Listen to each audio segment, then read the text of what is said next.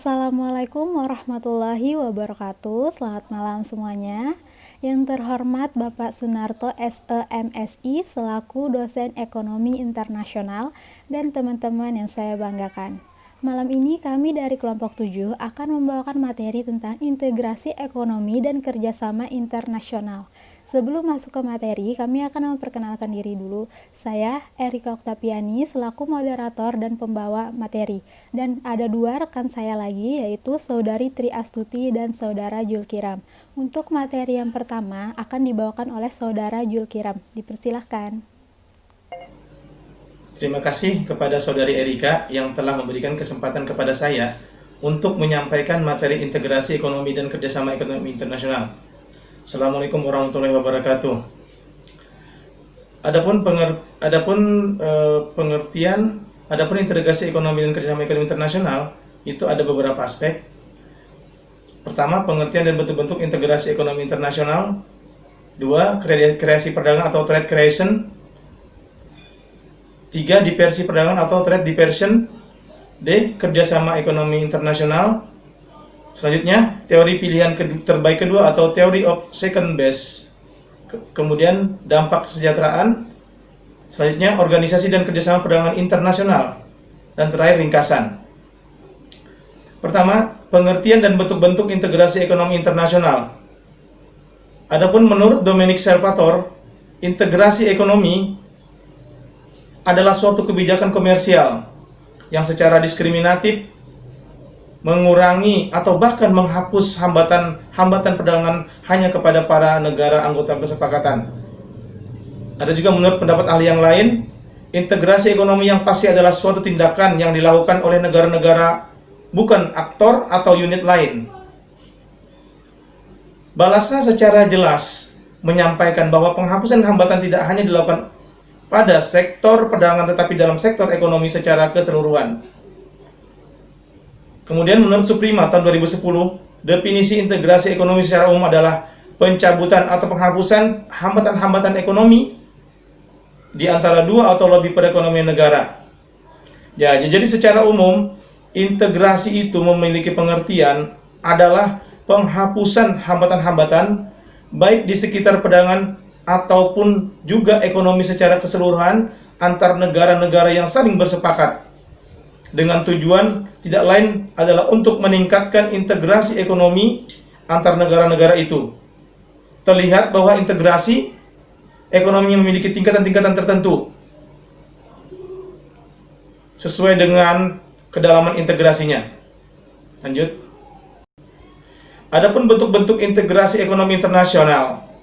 Adapun bentuk-bentuk integrasi internasional yang utama ada 4. Itu menurut Dominic Salvatore dan Balasa.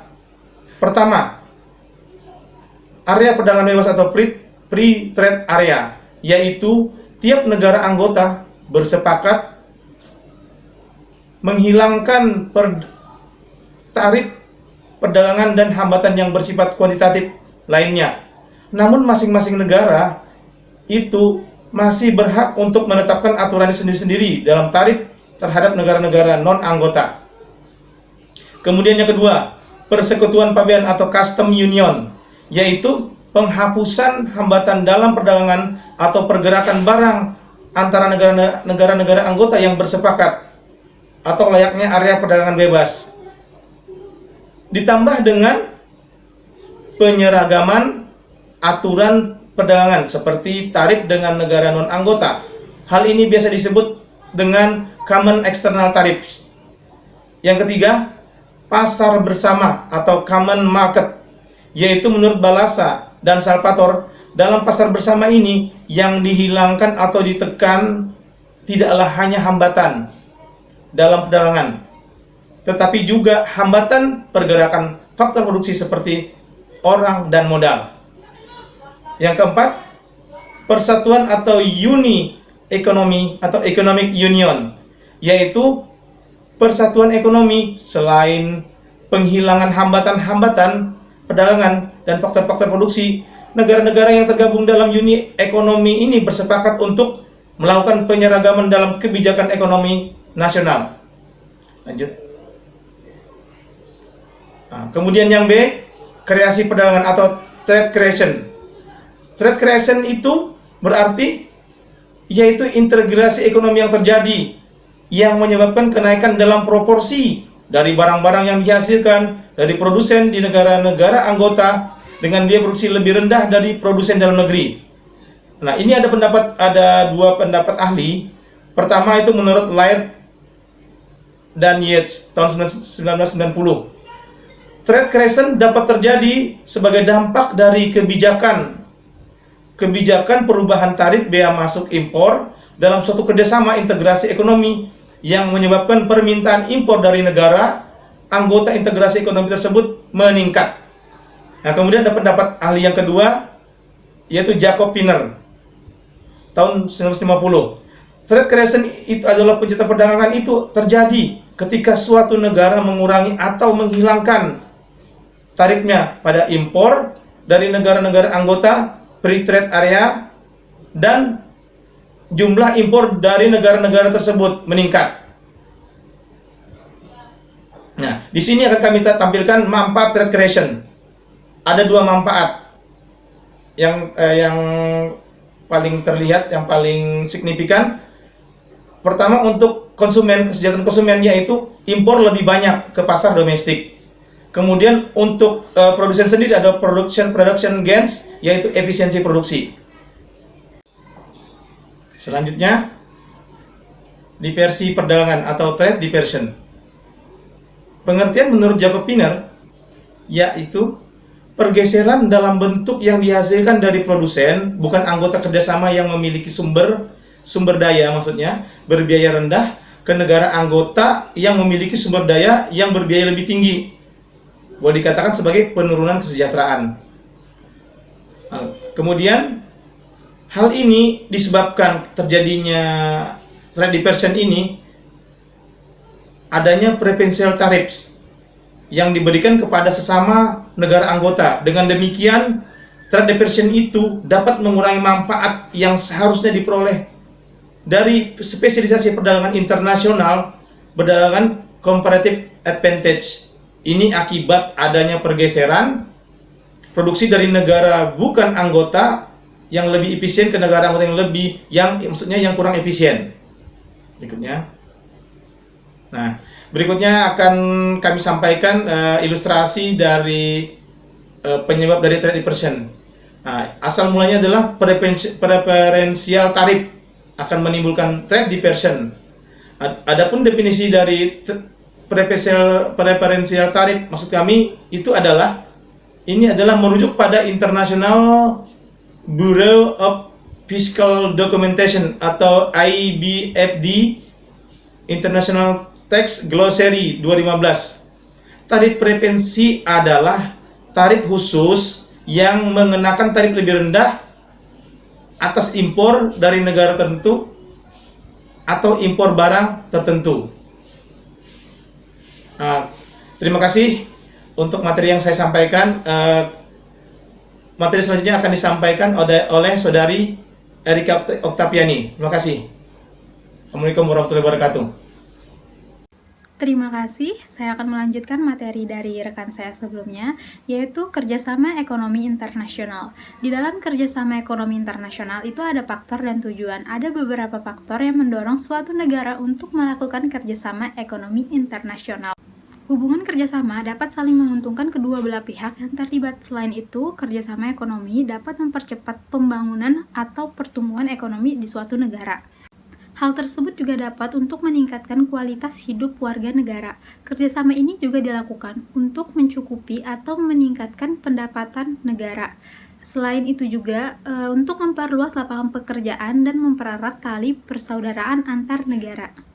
Nah, itu dia tadi faktor dan tujuannya. Selanjutnya ada bentuk-bentuk. Bentuk-bentuk kerjasama ekonomi itu terbagi menjadi 4. Yang pertama, kerjasama ekonomi bilateral, dan yang kedua, kerjasama ekonomi regional, dan yang ketiga, kerjasama ekonomi multilateral, dan yang keempat, kerjasama ekonomi antar regional. Yang pertama, kerjasama ekonomi bilateral merupakan kerjasama ekonomi yang melibatkan dua negara dengan tujuan untuk saling membantu atau menguntungkan.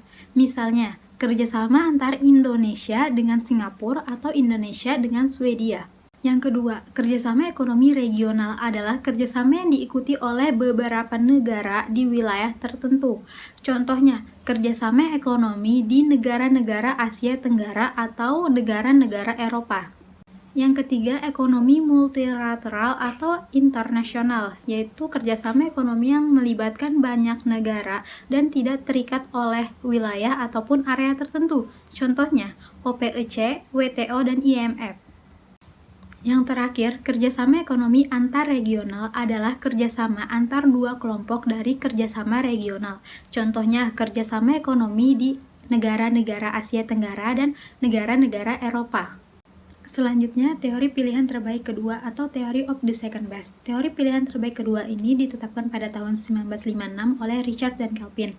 Melihat apa yang terjadi ketika asumsi model ekonomi tidak terpenuhi sepenuhnya, mereka menemukan bahwa dalam situasi di mana tidak semua kondisi terpenuhi, situasi terbaik kedua yaitu memenuhi karena banyak kondisi lain yang mungkin tidak menghasilkan solusi optimal.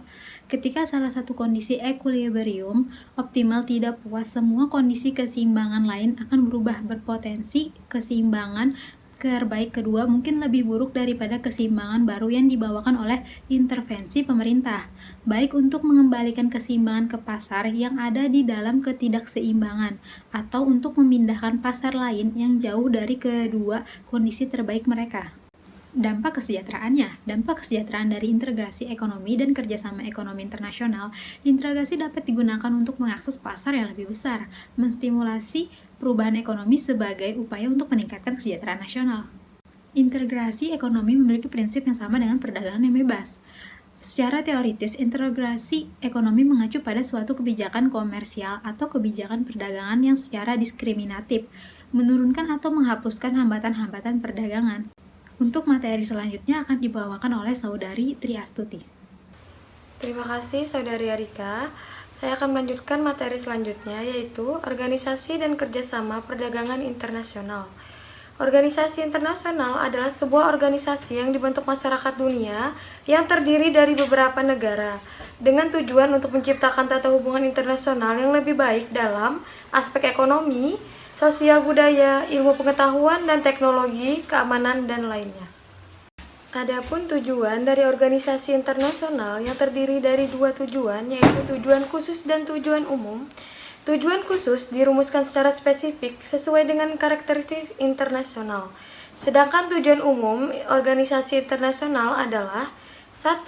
Untuk mewujudkan dan memelihara perdamaian dunia serta menjaga keamanan internasional melalui berbagai cara yang ditentukan sendiri oleh masing-masing organisasi dan dimungkinkan oleh hukum internasional.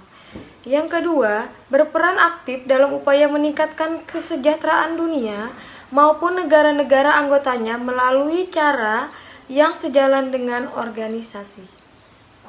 Adapun fungsi organisasi internasional yaitu yang pertama, fungsi artikulasi dan agregasi, yang kedua fungsi norma, yang ketiga fungsi rekrutmen, yang keempat fungsi sosialisasi, yang kelima fungsi pembuatan keputusan, yang keenam fungsi pengesahan peraturan, yang ketujuh fungsi informasi, yang kedelapan fungsi operasional. Materi yang terakhir yaitu ringkasan.